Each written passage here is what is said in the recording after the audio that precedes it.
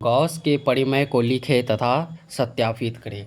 ये class 12th के है और वीवीआई क्वेश्चन भी है जो कि हर एक साल बिहार बोर्ड में आता है। तो चलिए हम स्टार्ट करते हैं। गॉस के परिमेय किसे कहते हैं? गॉस के परिमेय को लिखें।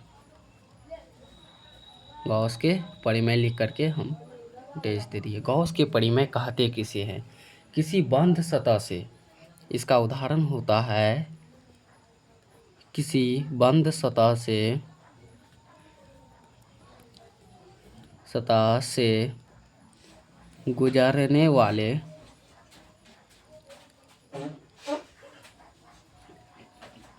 कुल फ्लक्स का मान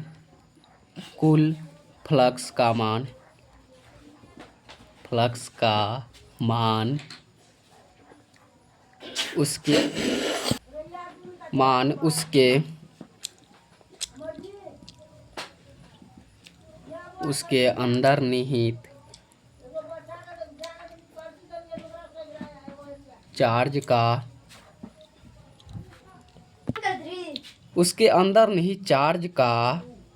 1/(ε0) गुना होता है।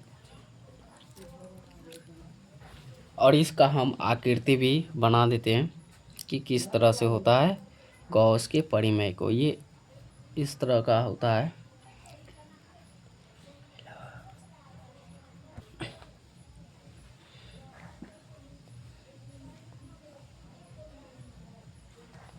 इस तरह से गॉस का परिमेय का एक आकृति होता है।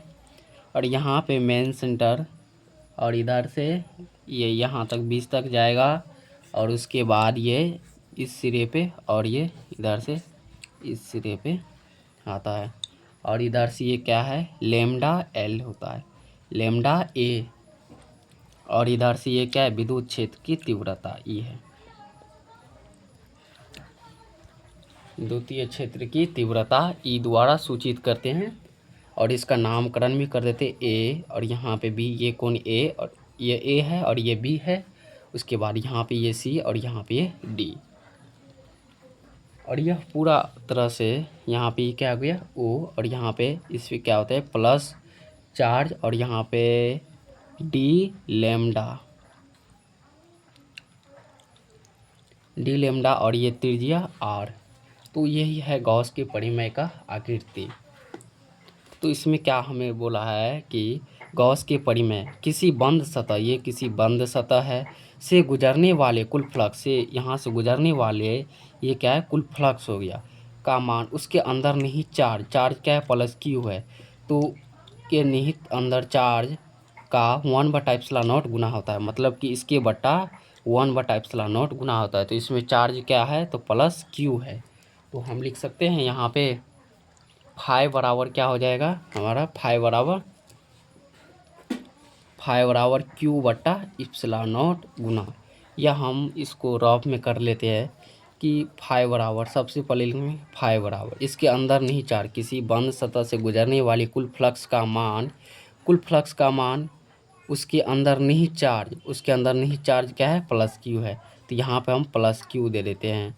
का 1/(ε0) गुना होता है 1 का मतलब गुना होता है, और ε0 का दे दिए हम यहाँ पे। तो यहाँ पे क्या हो जाएगा? फाई बराबर Q/(ε0), जो कि गॉस के परिमेय को सिद्ध करने के लिए हमें क्या सिद्ध करना है? फाई बराबर Q/(ε0). तो इसमें हम पहले मान लेंगे कि ABCD जो है कोई बंद सतह है। ABCD ये क्या है? कोई बंद सतह है। पहले लिखेंगे माना कि बड़का ABCD कोई बंद सतह है। माना कि ABCD कोई बंद सतह है जिसके अंदर O पर पॉइंट चार्ज प्लस क्यू है। जिसके अंदर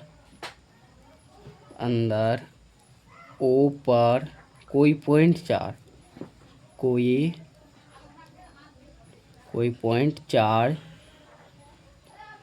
प्लस क्यू है। यहाँ पे ये ये दे दिया है प्लस क्यू है। तो यहाँ पे क्या है, ए बी सी डी एक बंद सतह है और उसके बाद यहाँ पे केंद्र में ओ है। तो केंद्र जिसके अंदर ओ है और ओ पर क्या है, प्लस क्यू आवेश है, जिसे आवेश चार्ज है। तो यहाँ तक समझ आ गया। जिससे गुजरने वाला कुल फ्लक्स क्या है, जिससे गुजरने वाला कुल फ्लक्स का हमें मान ज्ञात करना है। जिससे गुजरने वाले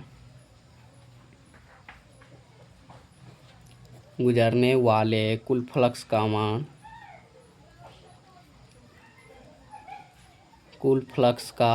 मान, ज्ञात करना है,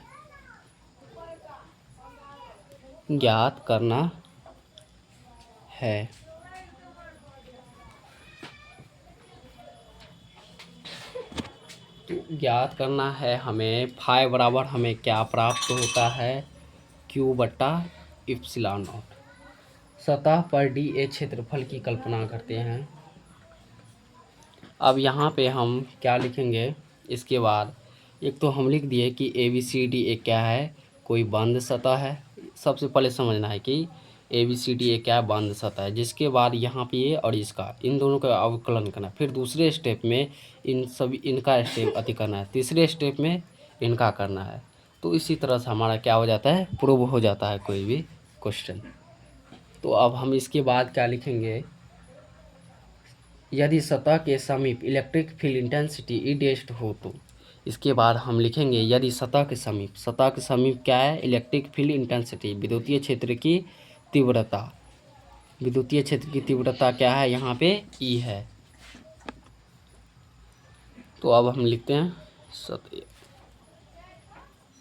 यदि सतह के समीप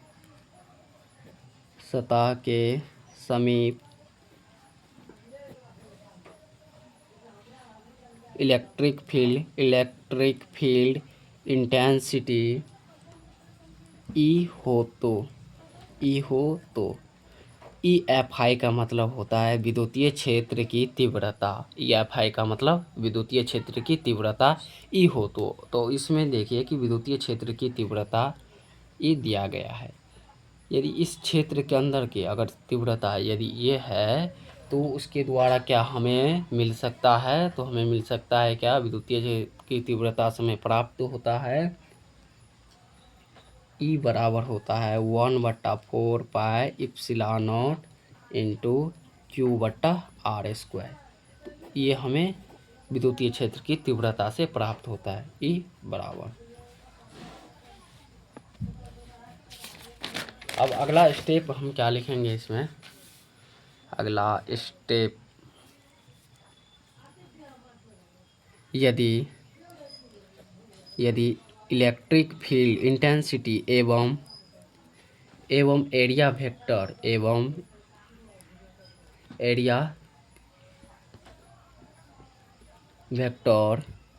डी ए के बीच का कोण फाई हो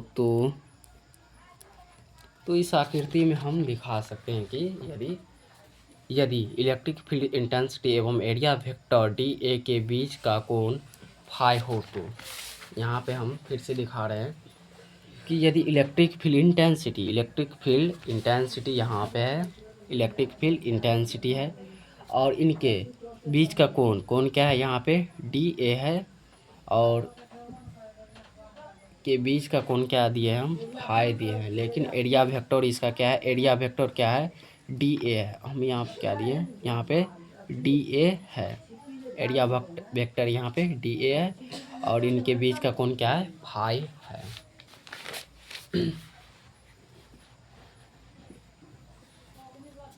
तो डी फाई बराबर क्या हो जाएगा हमारा, डी फाई बराबर ई इंटू ए कॉस थीटा।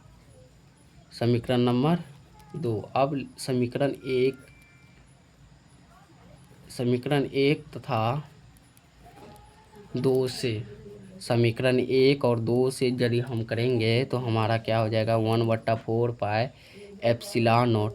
ये ई जीरो को एप्सिलॉन नॉट बोलते हैं इंटू क्यू बटा r square a cos theta. Cos theta इसमें ए कोस थीटा और यहाँ पे ई जो है दूसरे समीकरण से कट गया और ए कोस थीटा इसमें से बच गया यहाँ। तो हम लिखेंगे अब क्या, डी फाई बराबर क्यू बट्टा 4 पाई एप्सिलॉन नॉट, ये क्यू यहाँ पे 1 गुना इतना किए हैं, इंटू क्या हो जाएगा ए कॉस थीटा बट्टा आर स्क्वायर। तो इसके बाद हम लिखेंगे डी फाई बराबर क्यू बट्टा 4 पाई epsilon not into D omega. D omega क्यों है, क्योंकि ये ओ के बीच का कोण है, ओ के बीच का कोण है, ओ के बीच का क्या है, कोण है। तो इसीलिए डी फाई क्या है, ए कोस थीटा बटा आर स्क्वायर। और यहाँ पे आकृति में क्या दिया गया है, ए थीटा, यहाँ पे क्या है आर है और डी लेमडा है और यहाँ पे भी है डी ओमेगा है। अब डी फाई लिखेंगे अब अतः बंद सतह से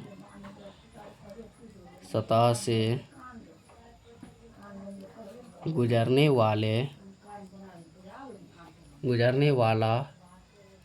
कुल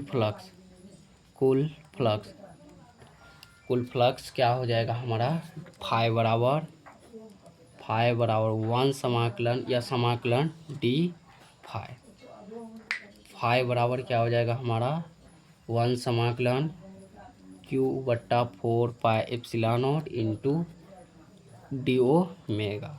अब ये कहाँ से आया, तो ये डी फाई का मान यहाँ पे क्या लिखा हुआ है, यहाँ पे क्यू बट्टा 4 पाई epsilon not into D omega. तो यहाँ पे भी हम क्या लिख दिए हैं, डी ओमेगा। अब फाई बराबर लिखेंगे यहाँ पे फाई बराबर क्यू बट्टा 4 पाई एप्सिलॉन नॉट और डी ओमेगा।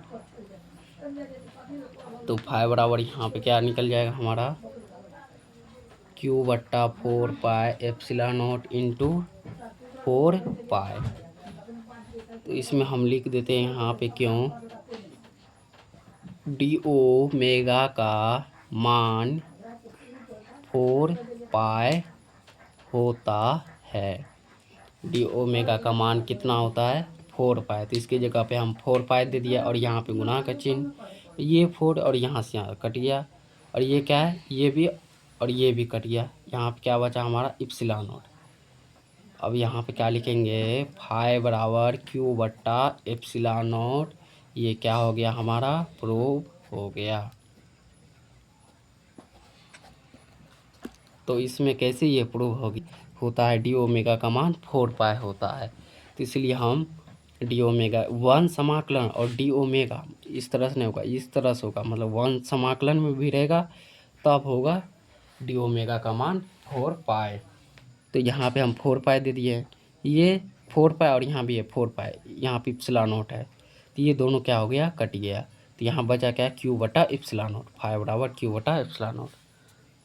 और उसके बाद यहाँ पे हम लिखे हैं अतः बंद सतह से गुजरने वाला कुल फ्लक्स, कोई भी यहाँ पे बंद सतह है तो उनसे जो गुजरेगा कुल फ्लक्स, तो उन्हीं का हमें मान ज्ञात करना था। तो कुल फ्लक्स क्या होता है, फ्लक्स फाई द्वारा सूचित करते हैं और यहाँ पे क्या आ जाएगा, फाई बराबर 1 समाकलन डी फाई। और डी फाई क्या होगा, डी फाई क्या है, तो ये भी हम बता देते हैं कि ये डी फाई कहाँ से आया। ये एरिया वेक्टर, विद्युतीय क्षेत्र की तीव्रता और एरिया वेक्टर डी ए के बीच का कोण फाई हो, तो जब इन दोनों के बीच का कोण फाई होगा तो क्या हो जाएगा, डी फाई। तो डी फाई बराबर क्या होता है, ई इंटू ए कोस थीटा। ई इंटू ए कोस थीटा कैसे आया ये भी बता देते हैं। विद्युतीय क्षेत्र की तीव्रता ई हो गया और एरिया मतलब क्षेत्रफल, तो ए हो गया एरिया और इन दोनों के बीच का कोण क्या बनता है, तो कोस थीटा का कोण बनता है। तो ये भी समझ में आ गया होगा। उसके बाद हम यहाँ पे लिखे समीकरण 1 तथा 2 से। तो समीकरण 1 में 1 और 2 को हमसे प्राप्त क्या हुआ, 1/4 पाई, तो इतना हमें प्राप्त हो गया। यहाँ पर हम लिखे हैं ई इंटू, यहाँ पे भी समझाने की ज़रूरत है, d5/q/4 into a cos theta बटा r square. A cos theta into r square का कुल जो मान जो होता है ये ओ है, ओ के बीच का कोण क्या है d5, और यह किससे आया तो मतलब कि एरिया वेक्टर और इलेक्ट्रिक फील्ड इंटेंसिटी मतलब विद्युतीय क्षेत्र की तीव्रता, ये दोनों को समवेग से क्या होता है, कोण क्या होता है, ये मान लीजिए ये समकोण त्रिभुज है, क्लास 10th के बारे में बता रहे हैं। और यहाँ पे इस तरह का ट्रायंगल हुआ है, यहाँ पे 4 है और यहाँ पे 5 है, यहाँ पे 6 है, नहीं इसमें कुछ भी नहीं देना होगा।